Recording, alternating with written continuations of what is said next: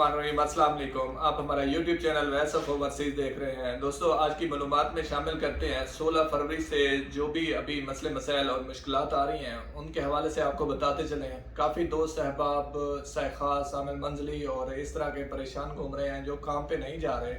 ये मुद्दत जो थी कारोबार के हवाले से थी जो ख़त्म हुई थी। सऊदी गवर्नमेंट ने ये मुद्दत दी थी कि जो कारोबार सऊदियों के नाम पे कर रहे हैं वो अपनी सियासी जल्दीजारी बनाकर ये काम अपने नाम पे कर लें। बल्दी और मकतब अमल की ये मुश्किल है।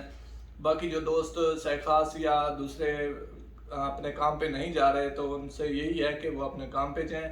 ऐसा कुछ नहीं है। ये बिल्डिंग्स जिसमें मतलब आप काम करते थे, मकतब का हो गया या किसी बकाले का सुपर स्टोर या कोई आपने इस तरह के स्टोर बनाए हुए थे जो सऊदियों के नाम से थे और मलकियत आपकी थी, सो उनके लिए इन्होंने मुद्दत दी थी।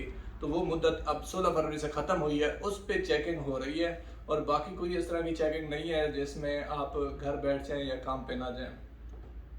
दूसरे हवाले से एक सवाल है बलाक हरूफ वाले जो इधर से डिपोर्ट होकर जाते हैं, ब्लैक लिस्ट होकर जाते हैं, वो कितनी मुद्दत तक वापस नहीं आ सकते।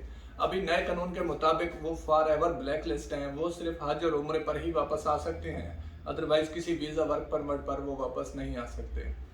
खरूज ओहदे के हवाले से आपको बताते चलें, जो छुट्टी पर गए हुए हैं और उनकी मुद्दत पाकिस्तान के लिए स्पेशल 31 जनवरी तक जो टाइम एक्सटेंड था वो अब मुद्दत ख़त्म हो गई है। तो अभी सऊदी ही आपका कफील जो है वो आपकी मुद्दत एक्सटेंड कर सकता है। जो एक माह की फ़ीस है वो 100 रियाल है, वो आपको पेड करनी होगी। अगर आपकी मुद्दत पहले ख़त्म हो चुकी है तो 100 रियाल का ग्रामा भी इस पे ऐड होता है। और अगर मुद्दत आप किसी और वीज़े पे आना चाहते हैं तो ये खरीद गुलामियत में आता है जो कि कानून की खिलाफ वर्दी है, वो 3 साल है। अगर इसके बावजूद भी आप इसी वीज़े पर या किसी और वीज़े पर आना चाहते हैं तो वो वही कफील आपको वीज़ा जारी कर सकता है जिसके वीज़े पर आप छुट्टी गए। ये तमाम तर तफसीलात आप दोस्तों से शेयर करनी थी। तमाम दोस्त अपना बहुत सारा ख्याल रखिएगा। अल्लाह ने के बाद।